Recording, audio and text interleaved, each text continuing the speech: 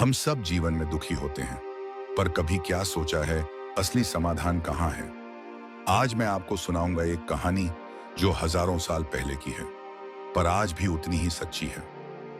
एक दिन गौतम बुद्ध अपने शिष्यों के साथ एक गांव में रुके। सुबह सुबह एक व्यक्ति उनके पास आया। उसकी आंखों में आंसू थे, चेहरा दुख से भरा था। उसने कहा, भगवान, मेरी जिंदगी में सिर्फ दुख ही दुख है। मैं कुछ भी करूं, कुछ ठीक नहीं होता। मैं हार चुका हूं। बताइए। मैं शांत स्वर में उसे देखा और बोले, तुम अकेले नहीं हो। इस संसार में हर व्यक्ति किसी न किसी दुख से जूझ रहा है, लेकिन समाधान बाहरी चीजों में नहीं, भीतर की समझ में है। बुद्ध ने उसकी को एक छोटी सी कहानी सुनाई। एक बार एक महिला अपने मरे हुए बेटे को गोद में उठाकर रोती हुई मेरे पास आई। वो कहती रही, मेरा बेटा वापस कर दो। मैंने उससे कहा, मैं तुम्हारे बेटे को जीवित कर दूंगा, लेकिन एक शर्त है।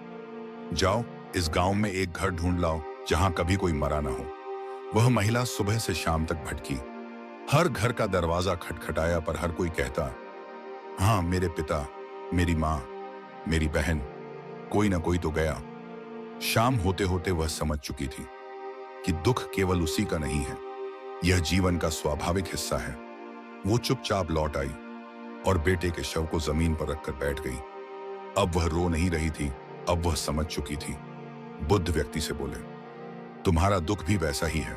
तुम अपने दुख से लड़ते हो, उसे नकारते हो, इसलिए वह और गहरा होता जाता है। को समझते हैं, स्वीकार करते हैं और देखते हैं कि उसका कारण भीतर है। मन की आग को बाहर की हवा नहीं बुझा सकती। तुम्हें भीतर उतरना होगा, ध्यान करना होगा, खुद को देखना होगा बिना प्रतिक्रिया दिए, तभी शांति आएगी। उस व्यक्ति ने कुछ दिन बुद्ध के साथ बिताए।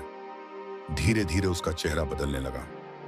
वो शांत रहने लगा, मुस्कुराने लगा, क्योंकि अब वो समझ चुका था, दुख बाहर नहीं है, दुख की जड़ भीतर है। और जब भीतर की सफाई होती है, तो बाहर का जीवन खुद ब खुद बदलने लगता है। अगर ये कहानी आपको थोड़ी सी भी शांति या प्रेरणा दे गई हो, तो वीडियो को लाइक करें, चैनल को सब्सक्राइब करें और कमेंट में बताएं आपको सबसे ज्यादा कौन